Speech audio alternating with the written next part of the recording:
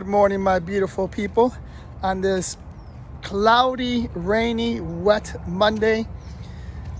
But today I want to talk to you about the greatest player to ever play the game of football, and that is Tom Brady.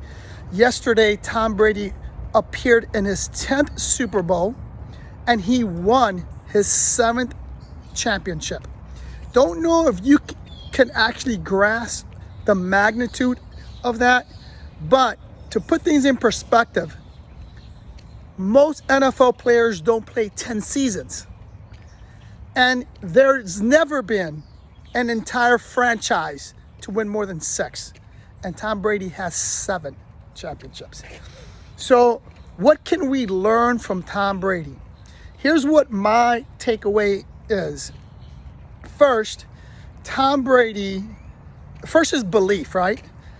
No one believes in Tom Brady more than Tom Brady does. If you want to be successful in life, if you want to win 7 championships, you have to believe in yourself. You have to believe that no one is better than you.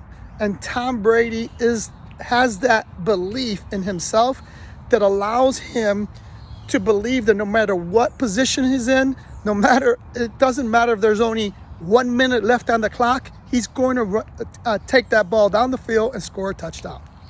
Number 2 is commitment. There's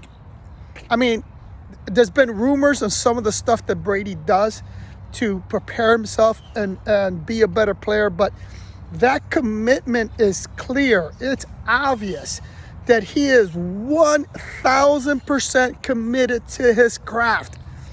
If the story is true that he told his wife and kids they had to leave the house because he needed time to prepare, that's insane. And last but not least, I've already touched on it a little bit, is preparedness. You need to prepare, right? You need to have, or like Tom Brady does, do everything in his power, sacrifice a lot to be number one.